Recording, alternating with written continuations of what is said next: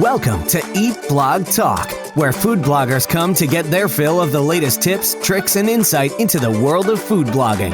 If you feel that hunger for information, we'll provide you with the tools you need to add value to your blog, and we'll also ensure you're taking care of yourself, because food blogging is a demanding job. Now, please welcome your host, Megan Porta. Hey, awesome food bloggers. Do you struggle with knowing exactly what you should be doing to move the needle forward in your business? And do you struggle with knowing what to focus on next? If so, if this sounds like you, I have two solutions for you. Number one is mastermind groups. There is so much power in getting people together and helping to solve each other's problems. At Eat Blog Talk, we have put together our own mastermind groups, and we are hosting these weekly. You can join at any time. You can try it out for a month, or you can sign up for a quarter, or you can go all in and sign up for an entire year. Come join us, see if it's a great fit for you, and this will really help you to solve those problems you're having in your business and give you clarity about what you should be doing next to move your business forward. The next solution is the Eat Blog Talk membership. I have spent all of 2021 so far putting so much value inside of the membership. It is such a supportive and wonderful place to be for food bloggers. We are learning so much from each other. We are joining together in monthly intensive calls where we focus on very specific parts of food blogging in order to grow our businesses in massive ways. We also have guest experts come in and join us very regularly to talk about really specific parts of food blogging, and we get one-on-one access to these experts, such as Matt Mullen from Email Crush, Casey Marquis from MediaWise. So many great people are joining us in these sessions, and they are super valuable. There are so many reasons why you should be in the membership. I could not even start touching on all of it. If you're tired of wandering around aimlessly in your business and not knowing what to focus on, give the membership a try for free for 2 weeks. Go to eatblogtalk.com. You can sign up for the masterminds there, and you can also start the process of getting into the membership for 2 weeks just to check it out. The rest of us can't wait to see you inside. What's up, food bloggers? Welcome to Eat Blog Talk. This podcast is for you, food bloggers wanting value and clarity to help you find greater success in your business. I have Whitney Wright with me today from saltandbaker.com, and we're going to have a discussion about artificial lighting as a tool to balance work life. Whitney's blog features easy-to-follow recipes with common household ingredients. She used to exclusively photograph and shoot video with natural light, but has transitioned to full artificial light, and she loves it. She enjoys making videos for food bloggers as well as large food brands. Whitney's branding style is very consistent, so people know what they'll get every single time. Whitney, I'm excited to chat about this with you today, but first, we all want to hear your fun fact. I'm so excited. Thank you for having me. As far as a fun fact goes, I actually met my husband when I was 3 years old. He lived directly across the street from me, and I was still young and my family moved across town. So we lived about 15 minutes away, but we went to the same high school. However, we never talked to each other. He was a little bit older than me. But then we became friends and started dating when we were in college. So people always kind of think that's kind of funny. And it's a little bit ironic that I have memories of him when I was little. And here we are. Yeah. Oh my gosh. That's so cool. So you grew up really close in proximity, but you never really had a friendship, but you just kind of knew he was there. Right. And our families knew each other and were friends, but it wasn't like he and I ever communicated. That's so funny. I love that for some reason. Just like you were always around him and then you formed a friendship in college. Oh my gosh, that's so cool. Okay, so I'm super excited, Whitney, to talk to you about balance, work-life balance, because this is a huge topic for me too. I love talking about this. It's a big deal. It's really hard to find that balance, especially when we work from home. We're food bloggers, we're in our basements or sitting on our couches working, and some of us have kids around and families and food to make, right? So it's hard to draw those boundaries and figure out how to make it work. So it sounds like you've got some really great points for us. And let's start by talking about your lighting situation, because you use lighting as a way to kind of find more balance and find more time, right? First, would you mind telling us how you moved from natural lighting to shoot your photos and your video into using artificial lighting, kind of how that transpired and how it helps you? Yeah, so I was exclusively shooting with natural light, which I'm sure a lot of people are still doing. I was doing video with natural light and my photography with natural light. And I love the look of it. It looks beautiful. There's a reason why people like it. But I was almost forced to move into artificial light because my family moved. The house that we live in currently just was not conducive for natural light usage. And I tried what I could, but I just couldn't get it to look how I wanted. So I gladly accepted the fact that I was going to shoot artificial, and I love it. If I were given the chance to shoot natural light, I would probably still use artificial because it's so convenient. And as far as video goes, when you are shooting with artificial light, there's a lot less editing in regards to like the tweaking of the light. Sometimes the sun will go behind the clouds, and then you're having to change the white balance frequently. And there's just a lot more chopping of the video, cutting it, fixing lighting.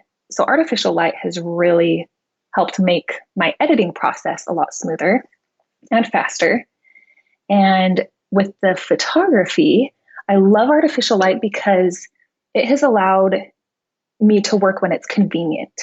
So as a mom, I have to be able to adapt. And this artificial light usage allows a lot of flexibility because I can either film or I can photograph in the morning before the sun comes up, or in the evenings. So that's made it really nice, so convenient. Yeah, because it is hard planning around the sun, right? I've done that for so many years. I'm like, I have to get this shot by 4:00 when it's winter because the sun goes down super early here. And it's just not always convenient. And my family has adapted over the years, but it's really annoying. Yes. So to be able to like control when you do that, I can see that being just a huge weight off your shoulders. So tell us about your setup. Do you have something set up in your house that you can consistently go to? So what I do is I have just a small room off the kitchen, and I do have to set up and take down depending on whether I'm shooting a video or if I'm taking pictures. And it's not too bad because I have equipment that is quite easy to take down and put back up, and I selected it for that purpose. So for video, I am currently I have 2 Dracast LED light panels, and I set them up so that it almost is like a really large window, because that is what I was used to shooting when I was using natural light. I had my whole setup in front of a really large full length window. And so then I put up a really big diffuser, and I'll even on occasion take a diffuser sheet. And there's probably a technical term for it, but I don't know it. And that will really soften the light if I want it. It just depends on what kind of look I'm going for. So it's really easy. I just put the lights in the position. When I'm done, turn the lights off, put them in the corner. As far as my photography setup, I use a Godox 8600 Pro, and then I use an umbrella. So I bounce the light off a big umbrella. I use the Pro Photo deep white umbrella, and it's the size large. And so that kind of gives me the same feel of a really large window. And obviously that's what I'm used to. So that's what I like to do. You have so many other options with artificial light. You can use grids so that you can get a moodier feel. You can use strip boxes, which I do have a strip box, but I don't necessarily go for that kind of a moody feel as often. So you can manipulate the light, make it what you want. If you haven't tried artificial light, I'm just like a huge believer in it. I love it. That's great.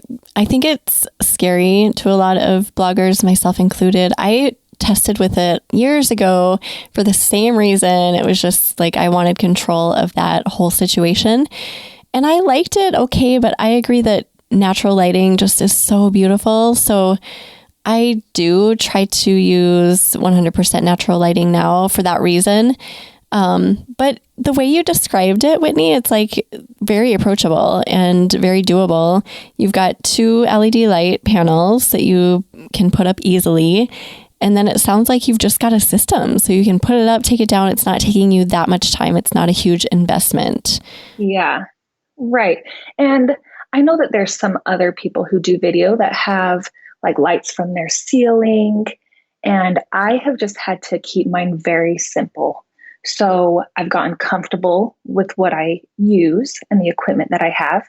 And so for people who maybe are starting out or wanting to dip their toes into artificial light, maybe don't invest in the most expensive equipment, but start somewhere, do a couple videos or pictures, whatever you're doing, and just get comfortable with it. Your editing will have to adjust and adapt, but you'll get used to it and you can edit to make it look like you're using natural light. That's a good point too. There's so much power in the editing side, and we sometimes discount that as well. And then I love your recommendation not to invest in something super expensive right off the bat. Just do something little to experiment. And then as with everything else, you can just grow from there. Like with photography, I know people say this all the time. Start with your iPhone if you've never taken pictures before of food, and then upgrade from there. Just start with where you're at, like buy something really simple. There's so many options on Amazon, right? If you type in artificial lighting for whatever, food photography or photography, you can find something for your budget. Definitely. Yes. Great stuff. Okay. So you're making it sound very doable. You're making it sound like this is something that can simplify your life, especially if you're a busy mom. Talked through some equipment and details. So how did you use this as a way to make more, like monetize and help other bloggers? So talk through that, and then tell other bloggers who maybe are thinking about doing this how they can get started. So I originally started doing some food videos for one of my really good friends who had a food blog. This was years ago. And so that's kind of how I got my feet wet. And she and I were kind of learning it together. And then I took over for her exclusively. And then it just was by word of mouth. So say you are someone who's wanting to provide video services for other bloggers. What I would suggest is maybe reach out to them or have a video or 2 or 3 that you can send to them, and they can just see what you do. And I think that helps people get an idea of what your style is like. If they were to send you a recipe, they would have a pretty good feel of the end product that you would return to them. Reaching out to bloggers that maybe you know and sending examples. I love that recommendation because it does seem overwhelming and intimidating to reach out to someone you don't know and be like, hey, I would love to do video for you. But if it's somebody that you've made a connection with, even if it's just an online connection, they're probably going to be more likely to say, oh, sure, I'll support you. So that was great. And then what do you think about pricing? How do people know where to start with that? Because it can be such a range, right? Like $25, or do I charge $500? I mean, where do they start? Yeah, so that is definitely a little bit trickier. It all depends on your experience, the style that you're doing and your quality. Naturally, obviously quality is important, but you do have to price yourself competitively still. Like, I still believe that these kinds of discussions are best done in private. So I would suggest reaching out maybe personally to some friends you have within the blogging community. Talk to them, gauge your experience level, and then maybe make a decision based on all of that information. You always want to take into account what your time is worth. So if doing it at that price is worth the time, the energy, the stress, then go for it. But like at the end of the day, you have to be happy with your decision. And if you're not happy with it, you're going to have a bad experience. And ultimately, you're going to resent making those videos, and the quality of those videos might suffer. So it's really just kind of have to talk to people, and maybe even talk to people who are in like your same pond. I don't know the word that I'm looking for, like your same expertise level, experience level, and see what they suggest as well. And I think it's kind of a gut feeling thing. Like pricing is really personal, and it's something you have to like really get in touch with yourself about, because at the end of the day, it comes down to what you feel good about. Like we've all done those projects where we undercharge. I think, well, I've done so many and you're in the middle of it and you're at the end of it and you're like, oh my gosh, I cannot believe I just spent all that energy and time getting this much money back. I've done that so many times in my life. So if you're feeling that way, even getting started with a project, you're not charging enough. So you need to feel like, when I get to the end of this project, I'm going to feel good about earning that much money. So I feel like there's no cut and dried answer, right? Like you have to just kind of get in touch with your inner self and like what is going to feel good for you. And that could be $25, like I said, and it could go up to $500 or more, but it's not something that anyone can tell you. I liked your recommendation just to kind of look around, ask what other people are doing and charging, and then create your own pricing, really. Oh, definitely. Yeah. And I've had experiences like you have shared where you do it and you just resent it the whole time and you're like grumpy about it. Oh my gosh, yes. So yes. Oh my, there's nothing worse than that too. I used to do portrait photography and I was always way too nice. And looking back, I'm like, why did I do this? But I would give everyone discounts because I wanted business. Everybody. I was like, I'll take $100 off. It was so ridiculous. And the whole time I was resentful. Like, I'm not making enough money. Well, it was my fault. It wasn't their fault. I told them to give me less money. So it was a huge lesson to learn. And now I just feel like any project I go into, I need to feel like, yes, I am worth that. Like, this is the money that I need to earn in order to make this work worth it. And, my husband is really good at this. I tend to want to make a decision quickly. Like, oh, someone sent me an email. I need to respond right away, which depending on the topic of the email, then I would. But when it's as far as like your business and pricing and getting a good idea of what your services are worth, you kind of need to sit on it for a little bit and make sure you feel good about it. Having a good gut feeling about it, like you had mentioned a few minutes ago. I think that's really important. Yeah, I love that, Whitney. Sit with it. I'm the same way. I will be like, oh, I need to decide this in an hour. And my husband too is the same. He'll be like, well, why can't you just think about it for a little bit? Like, well, I need to decide now, but you don't really. You can sit with it for a day and see how it feels. So that is so great. I hope that helps somebody just to kind of think through pricing if they're wanting to do video or photos for other bloggers. Let's talk about the work-life balance, just kind of how you juggle everything. I know that you have a family and you're busy. You've got a busy business and a busy life. So what are your best tips for managing all of that? Well, like you mentioned, yes, I do have kids.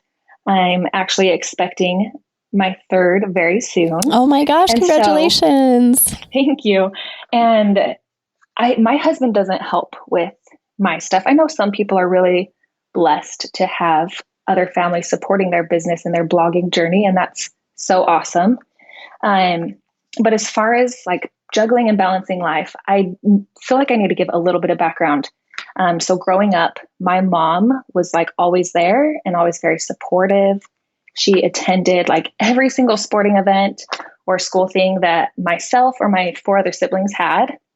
And this meant a lot to me. And so having that has really helped me make a decision for how I want to be. So I have decided that I want to be very present in my children's lives. So having that be an active decision that I've made, that kind of changes how I have approached my juggling and balancing life. And we talked about having artificial light and how that has helped, because doing that has allowed me to work when it's convenient and when I can be most efficient. So let's see. I actually have my youngest son. He will go to preschool just like a couple times a week. And so when he does, I always have like a specific plan and schedule in place.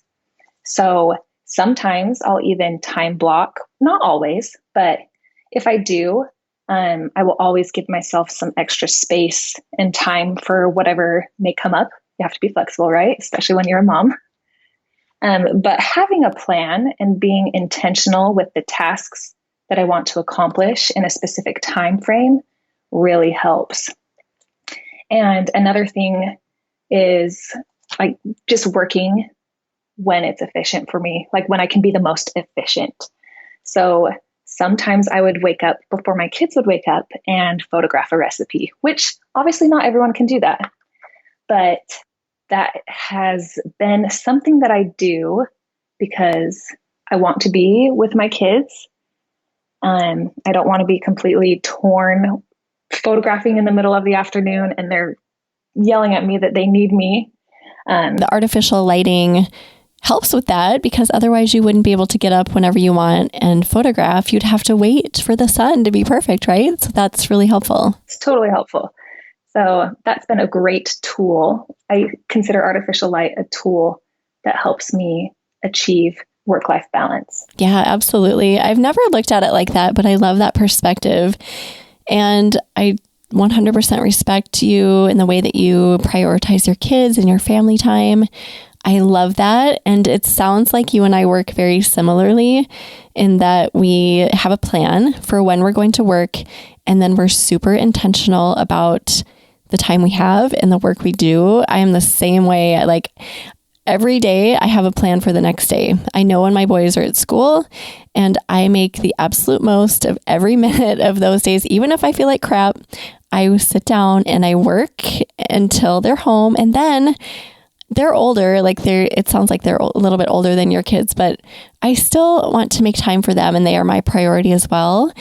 And that way I know okay, when it's 3:00 and they're home, I can get some work done, but my priority is to sit and make sure their homework is done and to talk to them about their day. And that makes me feel good. And it's not always easy, right, Whitney? Like going through the day during those stretches when we need to be super efficient and productive, it's hard. I mean, it's not an easy thing, but that motivates me to just get through those times. Like I have to keep working and I have to work as hard as I can because when they're home, I want to be there for them. Totally. I love that you do that too. That's kind of been my mindset and goal as well. When they're gone, work hard and as fast as you can, which another thing for me is I don't multitask frequently when I'm doing my work. And so when I say that, I used to, like a year ago, maybe I would have my phone and I would watch a show while I'm editing pictures or editing a video. And my husband was the one that was kind of confused why I was doing that. He's like, multitasking is not efficient. It takes so much longer. And I stopped. And guess what? He was so right. When you can just focus on the task at hand, you get it done a lot quicker. So that's another thing that I have adopted is when I work, I just work and I really try and limit any distractions. And I've really kind of cut off that time so that I can be as efficient as possible in that short time frame.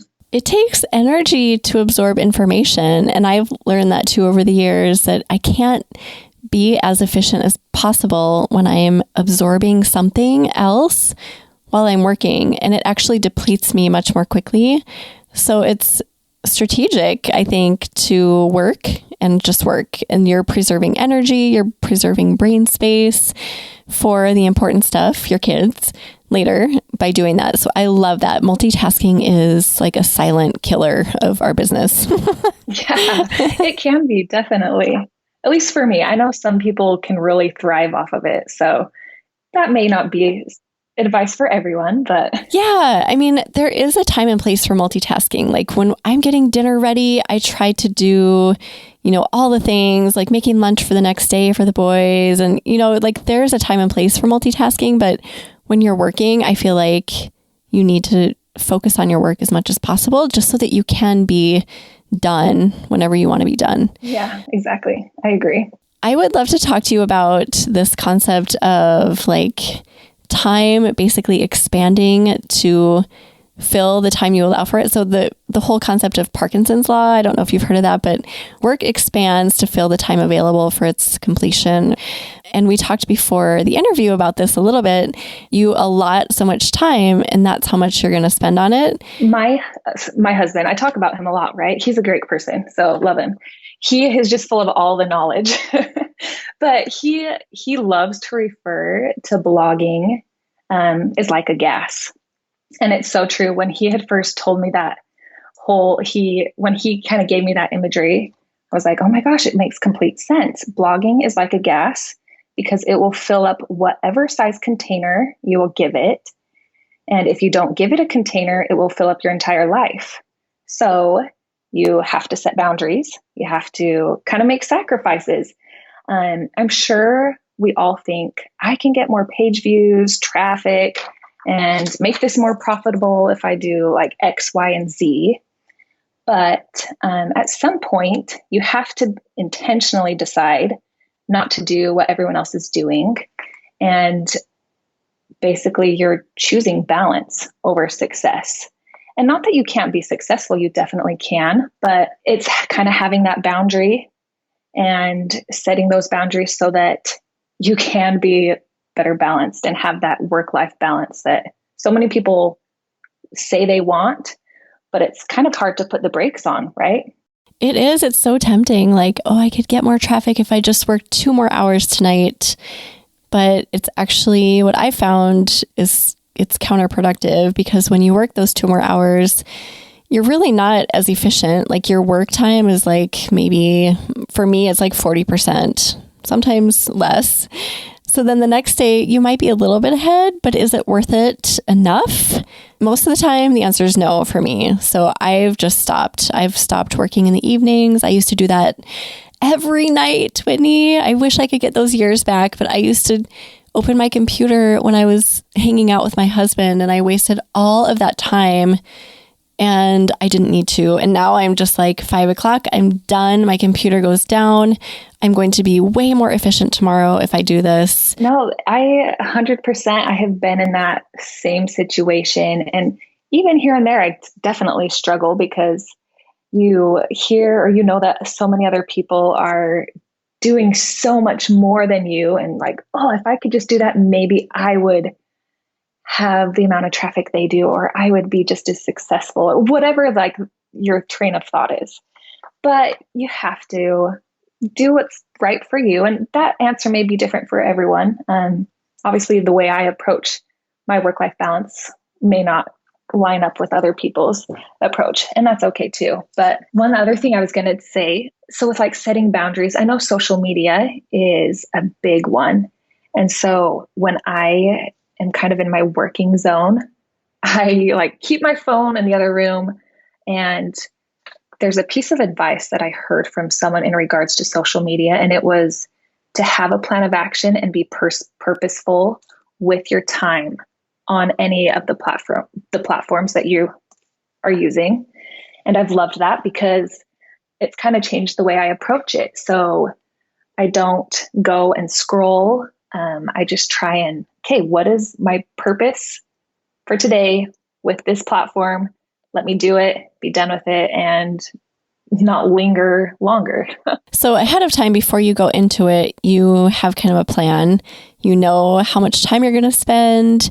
You know what your goal is. And so you're not just like wildly going in and scrolling forever. Yeah, exactly. Yes. I try to do that. Am I perfect? No, but. Right. We all have those days where we don't intend to, and then something catches our eye and we're scrolling and we're like, oh, that's a nice, fun new account. I'm going to look at that. And then you catch yourself like, oh, I have to get out of here. Do you have guidelines set for like how much time you can spend in Instagram? And do you do TikTok? Like how many different platforms do you dip into throughout the day? Not many, because I don't love social media. And I know that I probably should, considering that I have blogging as my job. And I know social media is such a big part of it. I don't have YouTube, and I'm okay with that. I realize that that's not going to be my thing. I don't have the time to work on that platform or produce content for it.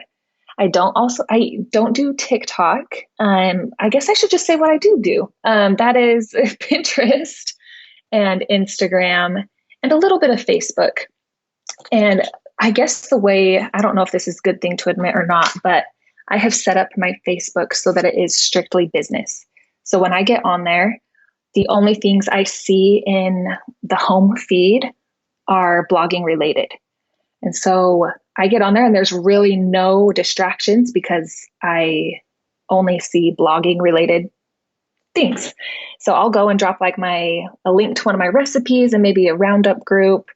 And I feel like I've really gotten to a good place with my Facebook. As far as Instagram goes, I don't have like a set time. I try and just stay on there for a couple minutes, interact, put up an Instagram post, and I call it good. I know that's so basic, and I'm not the person to go to if you want social media advice because I don't love it. And I probably should hire it out to someone, but I don't know. Something's holding me back. I think that's okay. I think that's good, actually. And we can all learn from you because, that whole like FOMO, fear of missing out thing, people get so caught up in that, myself included. I hear that everyone's on TikTok and killing it over there. So I feel like I should go try it. But then it's like, I'm giving it like 10% of my energy. So is it really worth it? No, it's not, because my heart is not in it. So I actually really respect what you do. And you say that's so basic, but I think that's actually what we should be doing. So many of us are so caught up in social media. And it's draining. It can be exhausting looking through social media. If you think about it, I mean, we aren't octopuses with like 8 arms and legs, and we can't stretch ourselves in so many ways. We have to really decide what our main focus wants to be. And for me, I love posting to my website. I just love it. It's challenging. It's satisfying. It's so fulfilling. And that has always been and will always be my number one focus is my website because I love it. I don't love the social media arms and legs, or however you want to refer to it. I don't love the social media aspect. So I don't put as much time or energy or effort into it because it's just not the thing that brings me joy. So for me, I've decided work on my blog. That'll be my number one priority.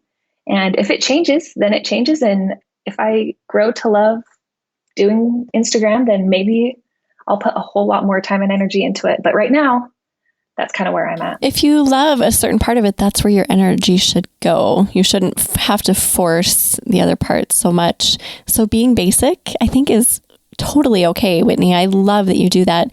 And by the way, can I mention, I just pulled up your Instagram. You have like 12,000 followers and you hate Instagram and social media. That's amazing. So maybe your lack of focus on it actually brings people in or something. How do you explain that? I mean, that's a lot of followers. It hasn't grown very quickly. So that's the biggest thing. I haven't put an emphasis on it to try and build my following.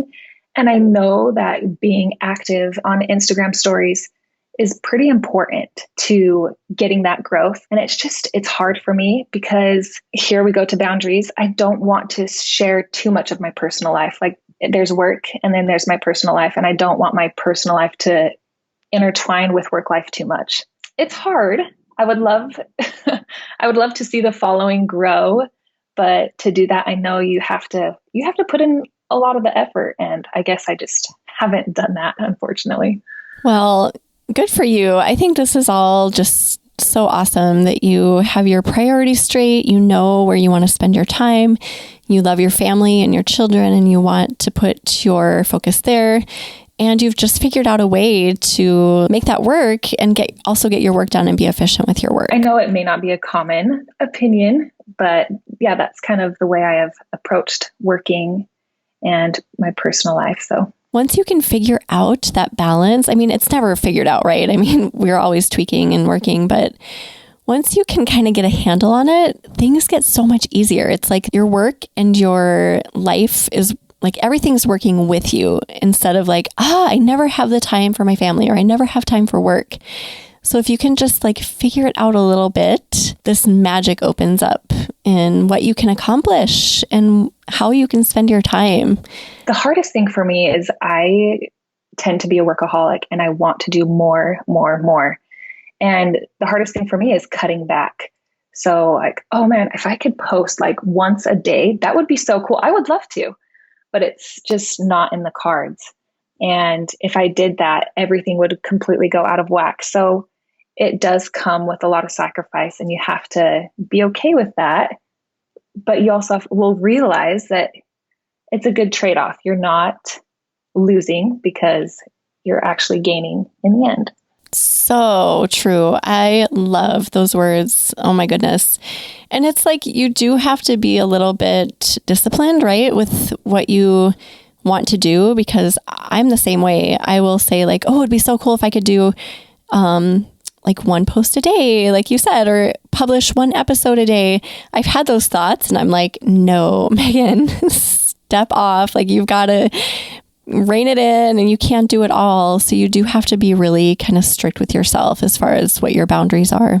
Whitney, if there's one takeaway that you could impart to food bloggers along the lines of everything we've talked about with work-life balance, what would it be? Blogging's like a gas and it will fill whatever size container you give it.